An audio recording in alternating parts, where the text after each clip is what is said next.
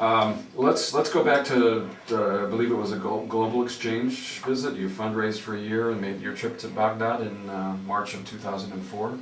You mentioned you ran into Naomi Klein, I wanted to mention that particularly because she's coming to town, and I know she co-wrote in 2004 with Jeremy Scahill, yes. Who, if things work out, is going to be here the night before, so we might have a joint appearance by then. That's something like the 28th of October, but we got time to find out when that's happening if you're listening here. So tell us about that experience. So starting with, I guess you did a bunch of local grassroots fundraising to make it happen? What I did was I sent an email. I said, journalistic delegation to Baghdad. That's all there was. There was no money. There was no funding group. There was no contacts inside of Baghdad. And show you, once again, the power of the internet that gave me a family and a press pass and a radio station. All of a sudden people come out of the woodwork willing to help. And then some really quality folk. I'm not going to say professionals because, you know, who cares about that. And so I got a phone call from Naomi Klein in a comedic way. She says that I missed the deadline.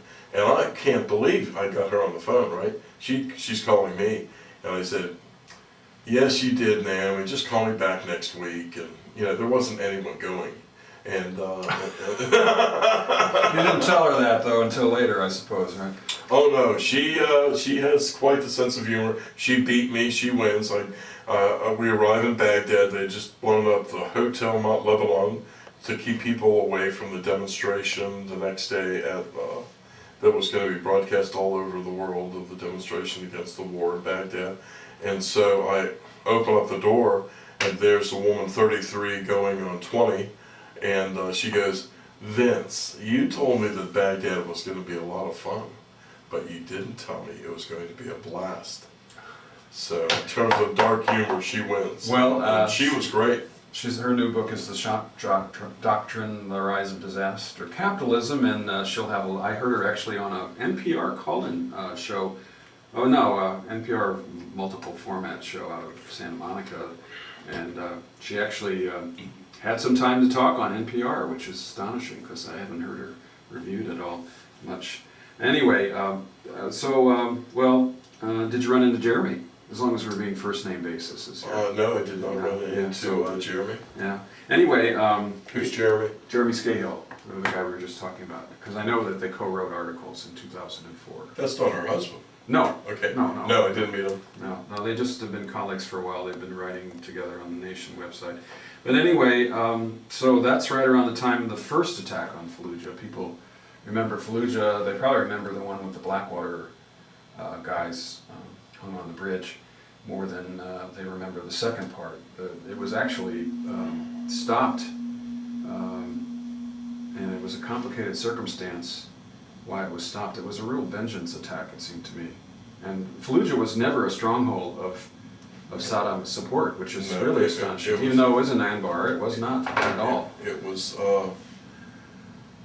the home to one of the biggest mosques in the country. It was a religious community. Mm-hmm. It was not armed to be rebels, and so therefore easy. And what they did is they cleared out the whole place and then took it back in, took everybody back into the place. They did this in Vietnam. Yeah. Take everybody out of the village and then bring them back in, and then in essence you have control. Right. Well, now they have more sophisticated monitoring with pupil scans and all sorts of stuff. Yeah, but they still just kick the door down and drag them away. Right. I mean, when they let them back in. They let them back in. They identify them one at a time, et cetera, et cetera. And so,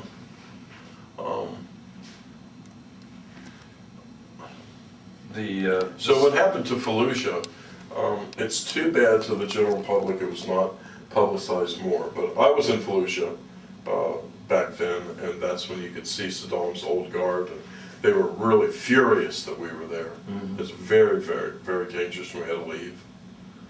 So you were in both Baghdad and Fallujah when you went? Just drove up to Fallujah to look at a water treatment center, drove back to Baghdad. Then you mentioned this afternoon, is this the one that was paid for by Vets for Peace? Yes, and Vets bound for Peace. By the Americans. Yeah, the Veterans for Peace went down the road. the year before, and they... So right at the time of the invasion. Yeah. And they went down the street, and they bought a bunch of stuff that was needed to repair this this water station, and cost them $22,000 out of their own pocket, and they built a filtering system that was able to provide clean water for 90,000 people. And at that time, when I was there for the first year, they were going to put little stations like that all over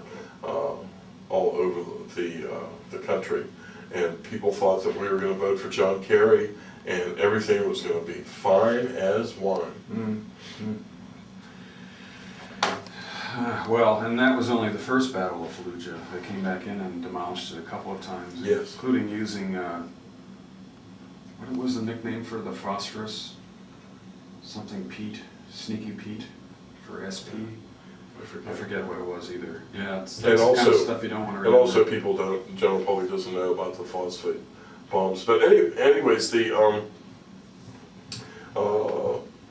when we were in there looking at the station, there were people across the street, and they gathered, and they Sizing you up. they were sizing us up, and the guy said, "We gotta leave. We've gotta leave. They're going to kill us." And I said, "I see the same people you do, but I saw this one guy winking at you," and he was so upset that the very thought I'd rather be shot than winked at. Yeah, that another man was winking at him, that he jumped straight off the ground, and everyone started laughing. So the rest of the week we winked at him as we went by in our cars, and such came the article for my new book, Winking at Fallujah. I think you got your tongue in your cheek. In Iraq, 70% of people lack clean water. That's the irony of the fact that the Vets for Peace, who were doing more towards bringing water to the people than the Bremer folks were, and their stations were bombed. And this is a contemporary figure, right? 70%. Yes. Yeah. It's a contemporary figure, and Bremer, is that how you say his name? J. Paul Bremer. Bremer.